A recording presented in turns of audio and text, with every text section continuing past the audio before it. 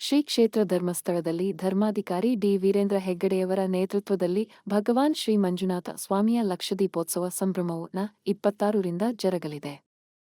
30ರವರೆಗೆ ನಡೆಯಲಿದೆ. 26ರಂದು ಸಂಜೆ 3 ಗಂಟೆಗೆ ಧರ್ಮಸ್ಥಳಕ್ಕೆ ಶಾಸಕ ಹರೀಶ್ ಪೂಂಜ ಮತ್ತು ವಿಧಾನಪರಿಷತ್ ಸದಸ್ಯ ಕೆ. ಪ್ರತಾಪಸಿಂಹ ನಾಯಕ್, ಮಾಜಿ ವಿ.ಪ. ಸದಸ್ಯ ಹರೀಶ್ ಕುಮಾರ್ ನೇತೃತ್ವದಲ್ಲಿ 25,000ಕ್ಕೂ ಮಿಕ್ಕಿ ಭಕ್ತರು, ಅಭಿಮಾನಿಗಳು ಧರ್ಮಸ್ಥಳಕ್ಕೆ ಪಾದಯಾತ್ರೆಯಲ್ಲಿ ಪ್ರಾರ್ಥನೆ, ಭಜನೆ ಹಾಗೂ ಶಿವಪಂಚಾಕ್ಷರಿ ಪಠಣದೊಂದಿಗೆ ಸಾಮೂಹಿಕ ಪ್ರಾರ್ಥನೆ ಸಲ್ಲಿಸಲಿರುವರು.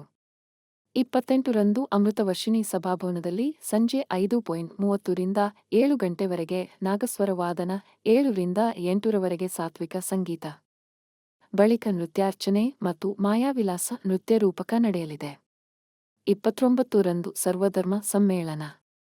ಅಮೃತವರ್ಷಿಣಿ ಸಭಾಭವನದಲ್ಲಿ 29ರಂದು ಸಂಜೆ 5 ಗಂಟೆಯಿಂದ ಸರ್ವಧರ್ಮ ಸಮ್ಮೇಳನದ 92ನೇ ಅಧಿವೇಶನ ನಡೆಯಲಿದ್ದು, ರಾಜ್ಯ ಗೃಹ ಸಚಿವ ಜಿ. ಪರಮೇಶ್ವರ ಉದ್ಘಾಟಿಸುವರು. ಬೆಂಗಳೂರು ರಾಜರಾಜೇಶ್ವರಿ ನಗರದ ಶ್ರೀ ಕೈಲಾಸ ಆಶ್ರಮ ಮಹಾಸಂಸ್ಥಾನದ ಶ್ರೀ ಜಯೇಂದ್ರಪುರಿ ಮಹಾಸ್ವಾಮೀಜಿ ಅಧ್ಯಕ್ಷತೆ ವಹಿಸುವುದು. ಬಳಿಕ ಸಂಶೋಧಕ G. B. Harisha, Joseph N. M. Mehtab, Ibrahim Saba Kagawada ಅವರಿಂದ ಉಪನ್ಯಾಸ ಹಾಗೂ 8:30ರಿಂದ ಭರತನಾಟ್ಯ ನೆರವೇರಲಿದೆ.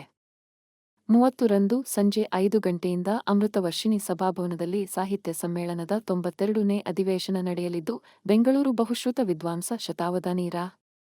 ಗಣೇಶ ಉದ್ಘಾಟಿಸುವರು. 26ರಿಂದ 1ರವರೆಗೆ ಧರ್ಮಸ್ಥಳದ ಪ್ರೌಢಶಾಲಾ ವಠಾರದಲ್ಲಿ ಪ್ರತಿ ವರ್ಷದಂತೆ ಈ ವರ್ಷವೂ ರಾಜ್ಯಮಟ್ಟದ ವಸ್ತು ಪ್ರದರ್ಶನ ನಡೆಯಲಿದ್ದು, 26ರಂದು ಬೆಳಗ್ಗೆ 10:30ಕ್ಕೆ ಎಸ್ಪಿ ಯತೀಶ್ ಎನ್. ಉದ್ಘಾಟಿಸಲಿರುವರು.